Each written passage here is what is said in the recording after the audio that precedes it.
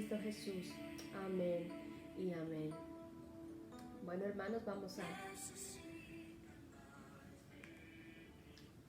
vamos a continuar entonces ahora con nuestro estudio. La semana pasada, si usted estuvo con nosotros, estuvo escuchando que estuvimos hablando acerca de la amargura y le dije que iba a tener una continuación, ¿verdad?, de ese mismo tema. Si no lo escuchó, pues puede allí en el Facebook usted buscarlo el viernes pasado y escucharlo, y así podrá tener un poquito más, ¿verdad?, de luz, ¿verdad?, para esta segunda parte que vamos a traer en esta tarde. Así que la semana pasada, ¿verdad?, hablamos acerca de la amargura y abrimos el panorama acerca de la importancia de echar fuera de nosotros toda contaminación de nuestro corazón, y mencionamos también estuvimos hablando de Ezequiel capítulo 47, apúntelo si no lo ha leído en casa la semana pasada. Lo mencioné también, Ezequiel capítulo 47, de que dice que cada uno de nosotros, ¿verdad?, el contexto dice que cada uno de nosotros somos un templo del cual brota un río, y ese río, ¿verdad?, la meta de ese río es sanar, vivificar y multiplicar. ¿Se acuerdan? En esa también mencionamos que es la tarea de la iglesia, es la tarea de cada creyente, es la tarea de cada discípulo de Jesús. Pero también mencionamos que si ese río, ¿verdad?, que está en nuestro corazón es contaminado, en vez de nuestro río que traiga vida y traiga multiplicación, la gente a nuestro alrededor va a morir. No va a haber multiplicación porque las aguas de nuestro río son amargas. Y por eso Satanás busca, y siempre ha buscado el enemigo la manera de contaminar ese río.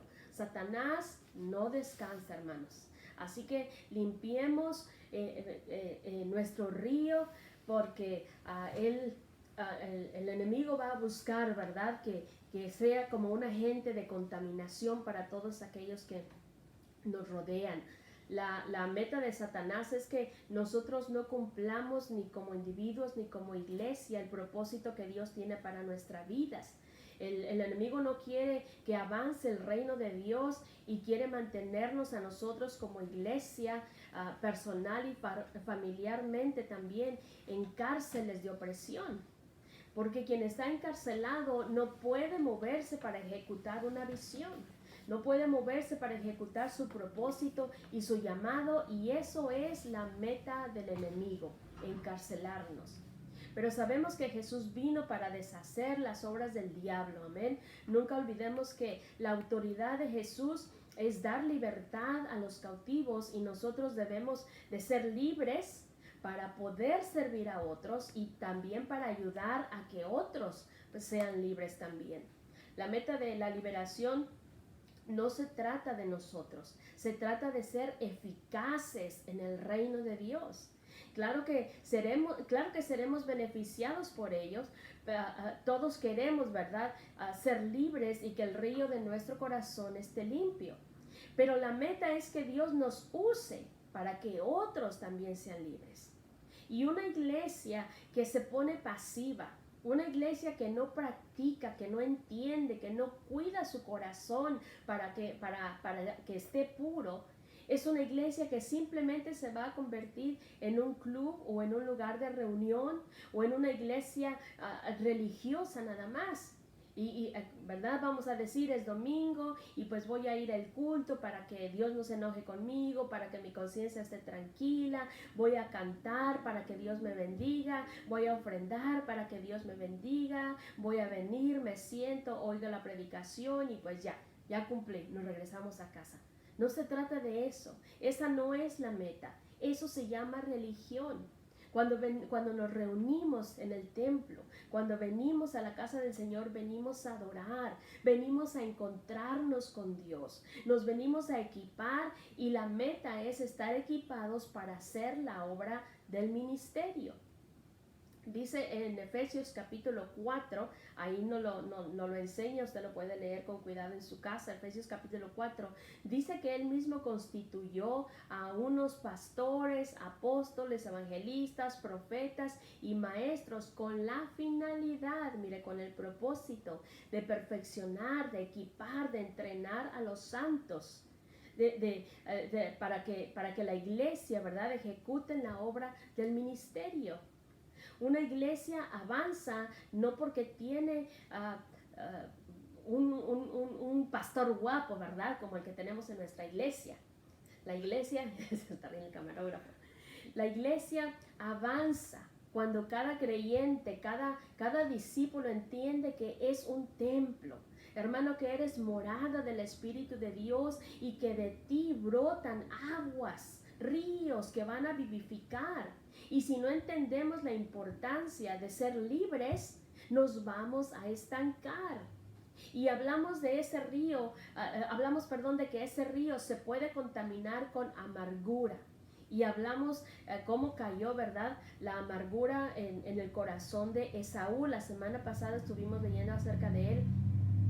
Como cuando su hermano Jacob usurpó su lugar y tomó su bendición, ¿verdad? Y nos dice allí en Génesis capítulo 27, ¿verdad? Como dijo Esaú, dice, voy a matar a mi hermano, y empieza a ver ese rechazo hacia su hermano, comienza a ver ira, enojo, y vimos también, ¿verdad?, que esas son las características de una persona con un corazón amargado, ¿se acuerda? Hermana, esta enseñanza es como parte de la columna vertebral de la iglesia. Es necesario que la iglesia verifique si sus aguas están limpias, porque una iglesia con un corazón amargado no cumple su propósito. Se estanca, no avanza, no se multiplica, no se esfuerza, no apoya, porque está encarcelada en esa amargura.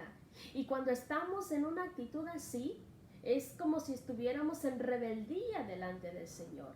Y hablamos también que una de las características de una persona amargada es la rebeldía, ¿verdad? Dice allí en Génesis, la semana pasada lo leímos en Génesis capítulo 28, el verso 6 al 9, dice, y vio Esaú cómo Isaac había bendecido a Jacob y le había enviado a Padán Aram para tomar para sí mujer de allí, y que cuando le bendijo le había mandado diciendo, no tomarás mujer de las hijas de Canaán, y que Jacob había obedecido a su padre y a su madre, y se había ido a Padán Aram.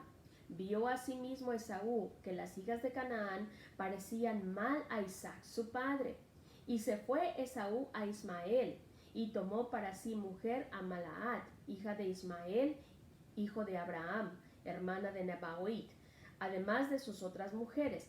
Así que vemos aquí, mire, un espíritu de rebeldía a la autoridad de su padre. Que la rebeldía es un arma que sale de la raíz de la amargura. El mandato de Isaac, su padre, para sus dos hijos era que no tomaran esposa de las hijas de Canaán, ya que ellas eran mujeres idólatras y podían desviar su corazón de Dios. Jacob fue obediente, pero Esaú, nos dice ahí esos versículos que leímos, que a propósito él fue rebelde a la orden de su padre y tomó mujer de allí. Y toda forma de rebeldía nace de la amargura. La máxima expresión de un corazón amargado es la rebeldía. Siempre están opuestos a las cosas. Y como dijimos la semana pasada, que la amargura, hermano, acuérdese, la amargura es como un veneno, que tú piensas que se lo estás dando a aquel que te hizo daño, pero sin darte cuenta lo estás bebiendo tú mismo. ¿Cuál fue la consecuencia de este acto? Mire, Jacob y Esaú eran hermanos. Y nos dice, pero en Génesis capítulo 32 dice que Dios le cambia el nombre Jacob y le pone por nombre Israel, ¿verdad? Le cambió su nombre. Y pasan allí en ese capítulo muchas cosas, y de Jacob sabemos que viene la nación de Israel. Pero de Esaú, ¿verdad?, el amargado, también nace una nación. Y si vamos ahí a Génesis, va conmigo a Génesis capítulo 36, yo se lo voy a leer aquí, pero apúntelo si usted quiere hacerlo y leerlo con más calma. Génesis capítulo 36, vamos a ver el verso 1, después brincamos al verso 8 y después el verso 9, dice así. Estas son las generaciones de Esaú, el cual es Edom. ¿Okay? O sea, vemos ahí que los edomitas vienen de Esaú. Luego el verso 8 dice, y Esaú habitó en el monte de Seir. Esaú es Edom. ¿Okay? Esto es para que entendamos que si usted lee el libro de Abdías, es un libro que está escrito para sentenciar a la nación de Edom por sus resentimientos y por su odio hacia Israel. Porque ellos no quisieron resolver el asunto, ni la amargura, ni los resentimientos que había en su corazón. Luego dice el verso 9, y Tima fue concubina de Elifaz, hijo de Esaú, y ella le dio a luz a Amalek. ¿Okay? Nada más vamos a leer hasta ahí de ese versículo 9. Entonces establecemos aquí que de Esaú viene la nación de los edomitas. Ellos habitaron en el monte de Seir. Entonces cuando leemos también acerca de los amalecitas, estamos hablando también de los descendientes de Esaú, ¿ok? Entonces, cada vez que en la Biblia leemos o en la Biblia mencionamos o usted escucha que se habla de los edomitas o de los de Seir o de los amalecitas, estamos hablando del mismo pueblo. Y ahora sabemos, ¿verdad?, que son o vienen de la descendencia de Esaú, ¿ok? Son descendientes de Esaú. Pero mire, este pueblo tiene una característica, que son amargados y peleoneros hasta donde no se puede más. Y los amalecitas o los edomitas, ¿verdad? O los de Seir, como ya dijimos, tenían un espíritu de amargura, de odio y de resentimiento que les heredó su padre Esaú. Tanto que cuando Israel sale, mire, ya habían pasado muchos años, sale de su cautiverio de Egipto, ya habían pasado más de 400 años. Y entonces viene Moisés y los liberta. Y si vamos ahí a Éxodo capítulo 17 del verso 8, del 8 al 13, dice, entonces vino Amalek y peleó contra Israel en Refidim. O sea, sale el pueblo, ¿verdad?, de Israel, de Egipto, van saliendo de la esclavitud, camino a Canaán, ¿verdad?, que fue la tierra que Dios le prometió a Abraham, y se encuentran, cuando salen, se encuentran ahí con estos peleoneros, que ellos eran naciones hermanas, Israel con los de Amalek, eran naciones hermanas, pero no quisieron que el pueblo pasara por en medio de su territorio. Y no querían que el pueblo avanzara ni llegara a la tierra que Dios les había prometido. Y sabe que esto me estaba recordando que en 20 años que tenemos mi esposo y yo en el ministerio, ¿verdad? Y yo sé que si otros pastores, si me están escuchando, se van a identificar, ¿verdad? También conmigo, que a veces hay familias enteras en la iglesia que se pelean y se oponen a las actividades y a los proyectos que tiene la iglesia, en la congregación. ¿Qué pasa a veces con estos hermanos, con estas familias enteras? Amargura, así como el pueblo de Edom. Dice después del verso 9, dice, y dijo Moisés a Josué, escógenos varones y sal a pelear contra Amalek. Mañana yo estaré sobre la cumbre del collado y la vara de Dios en mi mano. E hizo Josué como le dijo Moisés, peleando contra Amalek, y Moisés y Aarón y Hur subieron a la cumbre del collado.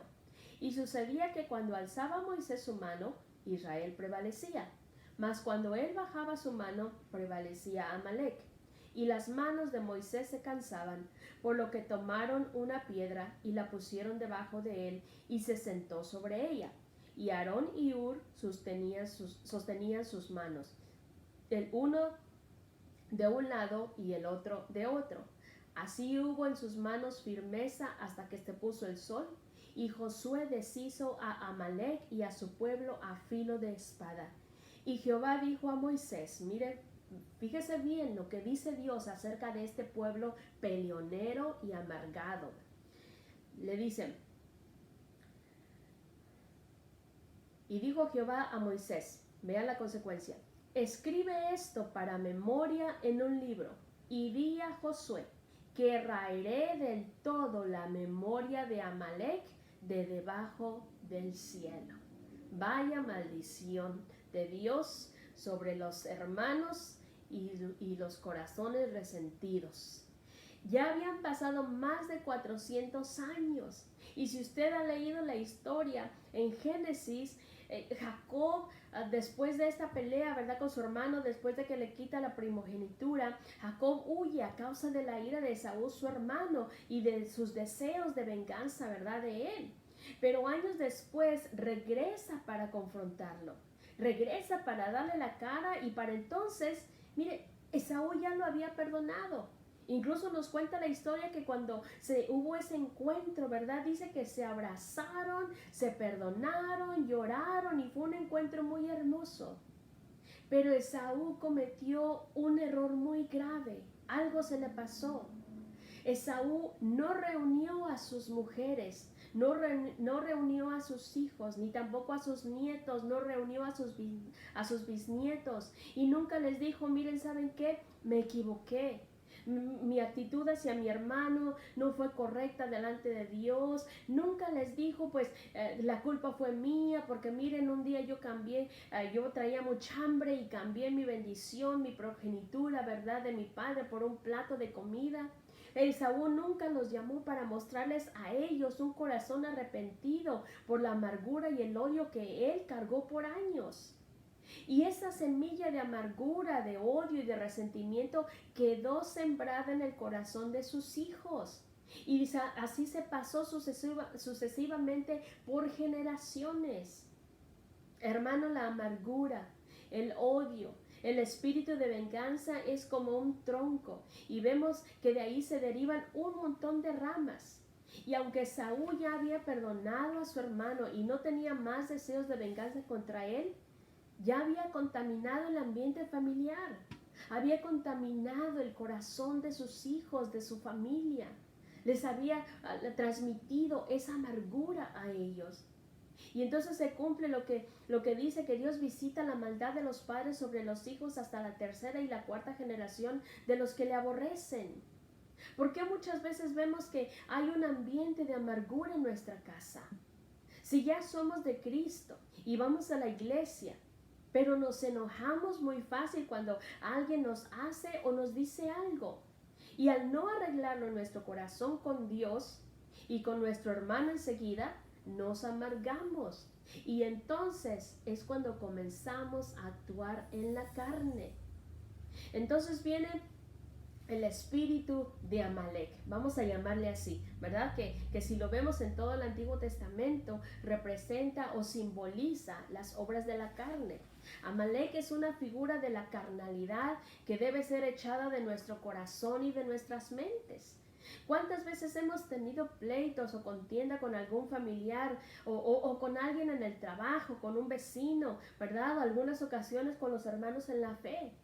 Y en cuanto las aguas de nuestro corazón se amargan, ¿quién cree usted que son los primeros que van a beber de esa amargura?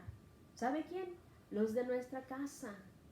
Nosotros contaminamos el ambiente familiar cuando a veces nos sentamos a la mesa y yo comienzo a hablar con mi esposa de lo mal que me siento por lo que me hizo el maestro de escuela dominical, cómo me vio, lo que me dijo, el comentario que me hizo, de cómo el pastor habló conmigo, me hizo sentir muy mal, de cómo el diácono no me saludó, ¿verdad? ¿Y quiénes están allí escuchándolo todo?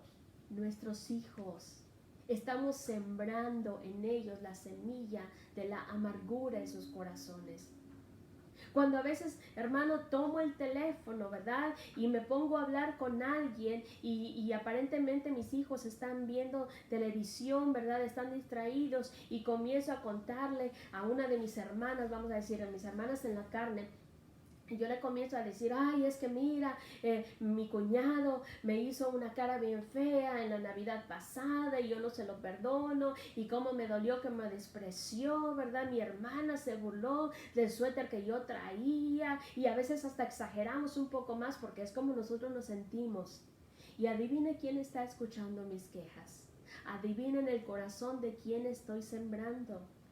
Mientras a veces venimos en el carro, ¿verdad? Y vemos que nuestros hijos vienen allí en el celular y aparentemente, ¿verdad? Vienen distraídos con sus audífonos. A veces creemos que no nos están escuchando. A veces estamos diciendo cosas, ¿verdad? Allí en la recámara, pero como estamos exaltados, estamos enojados, estamos hablando fuerte, y aunque nuestra puerta esté cerrada, usted sabe que en este país las casas, ¿verdad? De casi las paredes, se puede decir, son de cartón, y estamos hablando, ¿verdad? De ese enojo, de esa tristeza que yo traigo en mi corazón. Mientras yo me deje influenciar por el sentir de mi carne, estoy permitiendo que mis aguas sean contaminadas. Y entre más yo lo repaso en mi corazón y en mis pensamientos, lo que pasó, hermano, más se contaminan mis aguas. ¿Y quién cree que está bebiendo de esas aguas? Mi casa, mi familia, mi esposo, mis hijos. Ellos son los primeros que van a beber de esa agua, de esa amargura. Porque muchas veces yo voy y le cuento a mi esposo algo, lo que me pasó, lo que me dijo el hermano fulano, ¿y qué pasó? Ahora mi esposo ya agarró coraje contra el hermano también. Ya le contaminé sus aguas. Sí ve qué importante es que no caminemos en las obras de la carne. Qué importante es que cuidemos nuestro río, nuestras aguas. Porque mi casa, mi familia, mi esposo, ellos son los primeros que van a beber de esa amargura. Cuando nos enojamos a veces con nuestro cónyuge, ¿verdad? Y buscamos a veces la manera de cobrársela, de cómo me voy a desquitar. Tristemente a veces hay gente que usa a sus hijos para ese propósito. Y le decimos, envenenamos su corazón, es que mira tu papá lo que me hizo, es que tu mamá mira lo que ella habló me lastimó mucho, es que mira yo estuviéramos muy felices, pero lo que me hizo tu papá yo no lo puedo perdonar porque de verdad me duele. O es que mira lo que me hizo el pastor yo no lo puedo perdonar, lo que me hizo fulano es que yo no lo puedo pasar, lo que me hizo el hermano yo no lo puedo olvidar. ¿Sabe usted por qué muchos de nuestros hijos, en cuanto ellos crecen y tienen la oportunidad, se alejan de la iglesia? ¿Dejan de ir a la casa de Dios? Hermano, muchas veces no es el diablo. Fue la semilla de amargura que tú plantaste en el corazón de ellos. Y muchas veces los padres recogen lo que sembraron. Por eso dice la palabra, sobre toda cosa guardada, guarda tu corazón. Si tú proteges tu corazón y cuidas tu lengua, hermano, créeme cuando te digo que estás también guardando y protegiendo el corazón de tus hijos. No seas alguien que contamina el ambiente familiar de su casa. Guarda tu boca, refrena tu lengua de levantar a veces incendios que después no podemos apagar en el corazón de otros. El apóstol Pablo dijo, el apóstol Pablo bajo el Espíritu de Dios hace unas descripciones muy importantes. Amalek, ¿verdad? Representa, dijimos, la carnalidad en el Antiguo Testamento. Y si vemos allí en Gálatas, Pablo nos dice en el capítulo 5 del verso 16 al 21, dice, digo pues, andad en el Espíritu y no satisfagáis los deseos de la carne, porque el deseo de la carne es contra el Espíritu y el del Espíritu es en contra de la carne.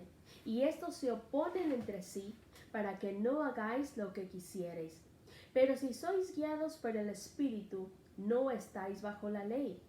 Y manifiestas son las obras de la carne, que son, mira las obras de la carne, las que habla Pablo: adulterio, fornicación, inmundicia, mucho cuidado ahora con los celulares, idolatría, hechicerías, enemistades, pleitos, celos, iras, contiendas, disensiones. Disensiones quiere decir desacuerdos o divisiones también. Herejías, envidias, homicidios, borracheras, orgías y cosas semejantes a estas, acerca de las cuales os amonesto, como ya os lo había dicho antes, que los que practican tales cosas no heredarán el reino de Dios. Mire, está hablando de gente que ya tenemos el Espíritu Santo. Esta carta fue escrita a la iglesia, no al mundo, no a los gentiles, fue escrita a la iglesia de los Gálatas. Y está hablando de gente que ya tenemos el Espíritu Santo. Sin embargo, hay una lucha que se libra en nosotros por causa de los deseos de la carne. Y la clave, hermano, está en que nosotros seamos dependientes del Espíritu Santo. Todo lo que son las enemistades, los pleitos, los celos, la ira, las contiendas, disensiones, envidias, homicidios, todas estas cosas tienen que ver con los asuntos de una raíz de amargura en el corazón, de asuntos no arreglados, de aguas contaminadas. Pero ya se fijó de una obra de la carne que se supone que no tendría nada que ver con nosotros, ¿verdad? Mire, aquí habla acerca de los homicidios también. ¿Acaso los cristianos podemos asesinar a alguien? ¿Podemos matar a alguien?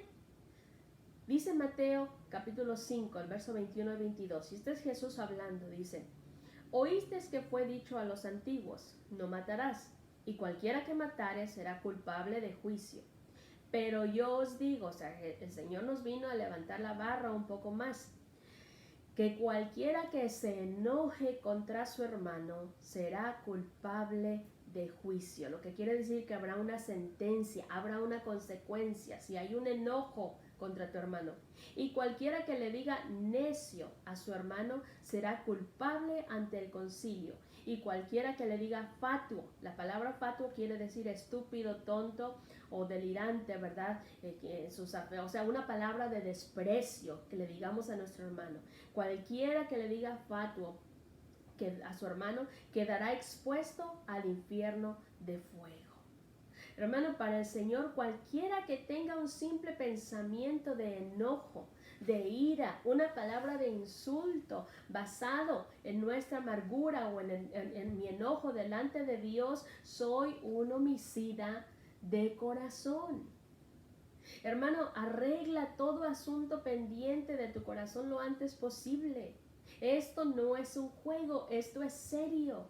Dios no nos tomará por inocentes si tenemos enojo o tenemos algo en contra de alguien.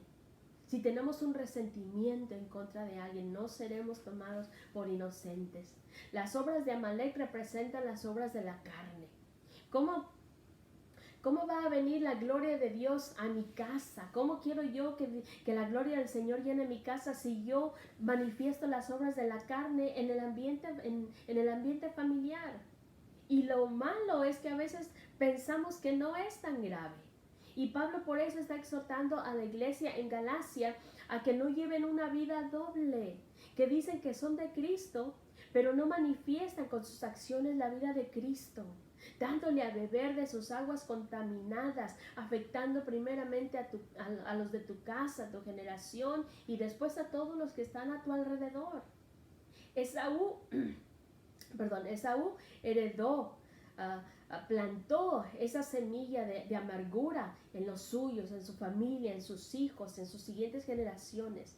Y nos dice en Éxodo capítulo 17 en el verso 14: y Jehová dijo a Moisés: escribe esto para memoria en un libro, y di a Josué que raeré del todo la memoria de Amalek de debajo del cielo. Amalek tenía pleito y guerra en contra de su propio hermano. Eran hermanos.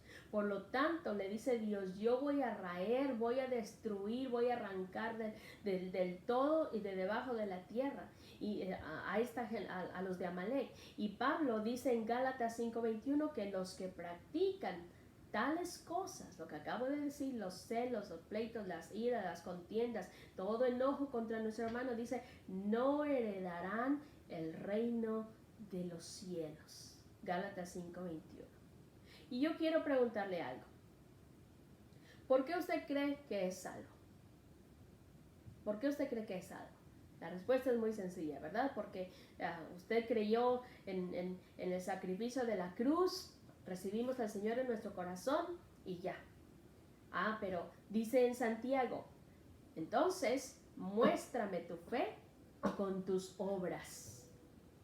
Evidencia, o sea, nos dice evidencia tu fe genuina con tus obras.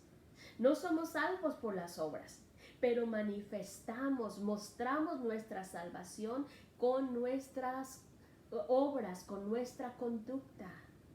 ¿Por qué entonces a veces andamos caminando en las obras de la carne en lugar de andar en el Espíritu?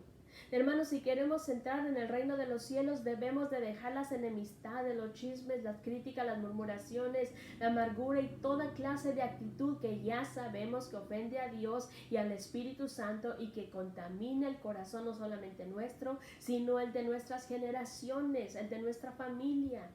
Si nosotros no vivimos la vida de Cristo y aprendemos a soltar el perdón a quienes nos hicieron daño, tampoco lo harán nuestros hijos y tendremos generaciones como las de Amalek, hijos, nietos resentidos que dicen, pues yo no voy a la iglesia porque allá son unos hipócritas. Quizás a algunos esto les suene familiar. Dice Salmo 127:4, como saetas en mano del valiente, así son los hijos habidos en la juventud. Hermano, tus hijos, tus nietos son como flechas. Tú les das a ellos dirección. No le corresponde al maestro de escuela dominical, no le corresponde al maestro de la escuela secular. Tú les das dirección a tus hijos. Pero también tú puedes, y tú los puedes lanzar al propósito, al destino que Dios tiene preparado para ellos. Pero también tú puedes distorsionar su camino, contaminándolos con las aguas amargas que hay en tu corazón. ¿Cómo sé si soy un amargado? Bueno, y con esto voy a terminar. Hágase esta pregunta. ¿La gente que está a tu alrededor disfruta de ti? ¿Te disfruta o te soporta? Eres alguien que cuando alguien te ve, corre y te abrazan y te besan y te sonríen y te dicen, ay, qué gusto me da verte, me alegra mucho que estés aquí, qué bueno que ya estás de vuelta. Disfrutan tu presencia y tú lo puedes ver.